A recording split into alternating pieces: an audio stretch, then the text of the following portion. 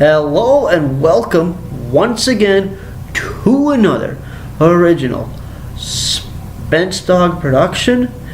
This is brand new content on the channel.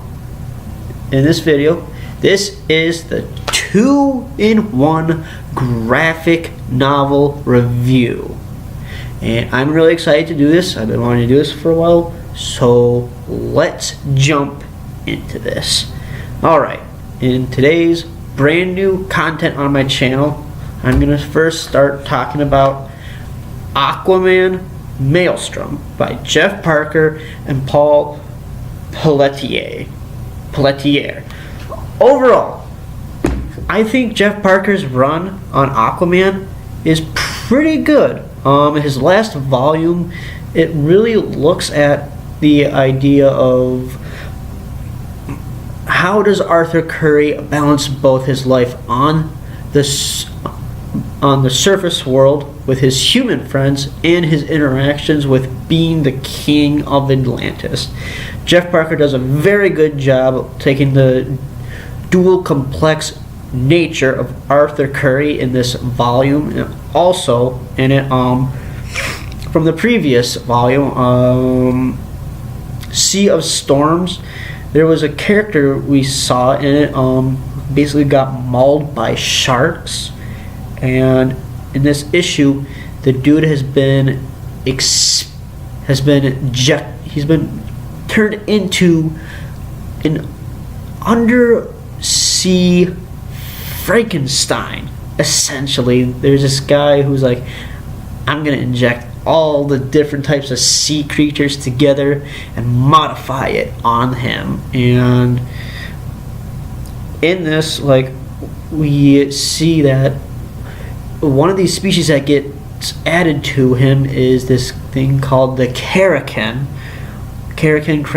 I don't know, correct me if I'm wrong, but basically it's an ancient Atlantean primordial being that used to attack other civilizations on behalf of Atlantis, and Aquaman actually has to take this creature down, and this pisses off some Atlanteans in the process, saying that was, in their perspective, they're saying this is an ancient deity you have just killed of our own society. Why did you do that? And Aquaman feels he had to do it because he wants to protect both the surface world and Atlantis. So the idea of the complex duality of being both a king and just a man on the surface world, it's interesting stuff. And we see that in, like, as the story continues, that this creature thing, it can actually disrupt and dampen Aquaman's powers. Like, in a sense, it's like, oh, I can take away your powers and just show you that you're still a mere mortal compared to me. So, interesting stuff right there. Also, another cool thing about this issue, this trade collection, is that it looks at the idea of, like, where has Aquaman's mom been the entire time, and we finally get some answers. So it looks like, if you remember way back when in Jeff Johns' run, on how it was hypothesized or put that her mother, Aquaman's mother, may have been assassinated.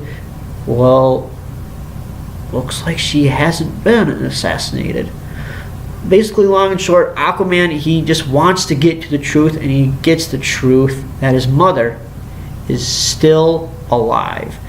And she doesn't realize that she's had a son, and it takes Aquaman to fight her to realize, wait, this is my son that I had with that lighthouse keeper many years ago.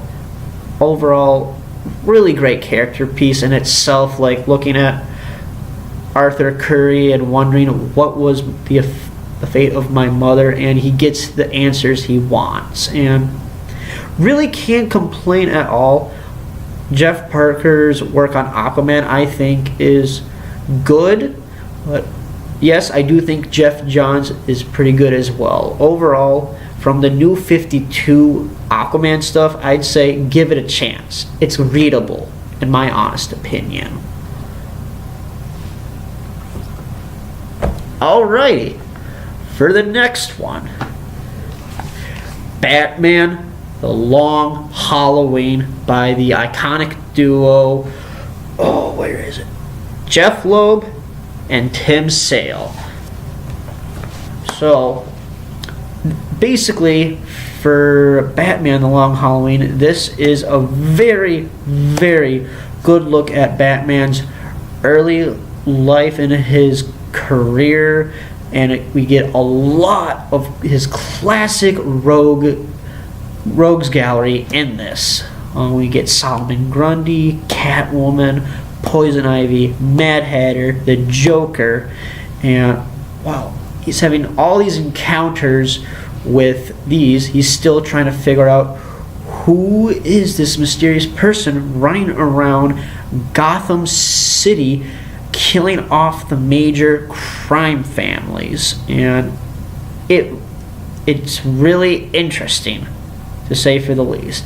Also in this, we get the rise and fall of Harvey Dent, and also the transformation of one of Batman's most iconic villains, Two-Face. Like, it's really powerful seeing Harvey Dent. Like, he has a successful life, he knows what he's doing, but you can tell something is off with him, and then somewhere down the line his mind or brain sort of goes and yeah, it's sort of sad. Like, I don't really want to spoil too much, but you actually sort of do feel for Harvey Dent in this graphic novel, to see a guy who has had so much success and it just goes to ruination so quickly.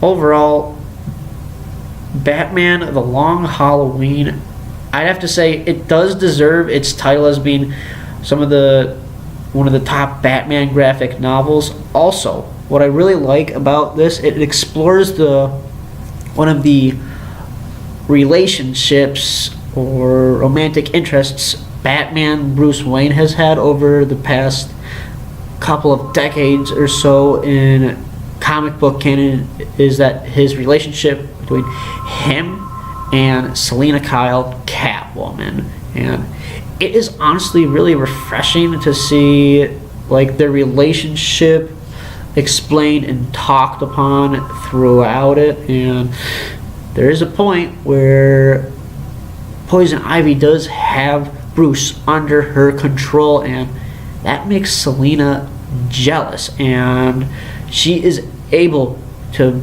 beat up Poison Ivy and get Bruce out of her control. Overall, read both of these graphic novels if you get the chance. They're very good. I like them a lot, and if you're looking forward to more 2-in-1 graphic novel reviews, I will be trying to get on these a little bit more, but I'll be starting classes soon, but we'll still make the time to put some stuff up onto YouTube in the next couple of months or so. Once again, thank you for taking your time to listen to my thoughts, opinions on these graphic novels.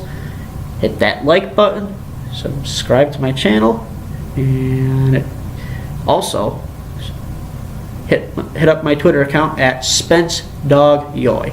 Thank you very much for checking out this video, and have a good rest of your day.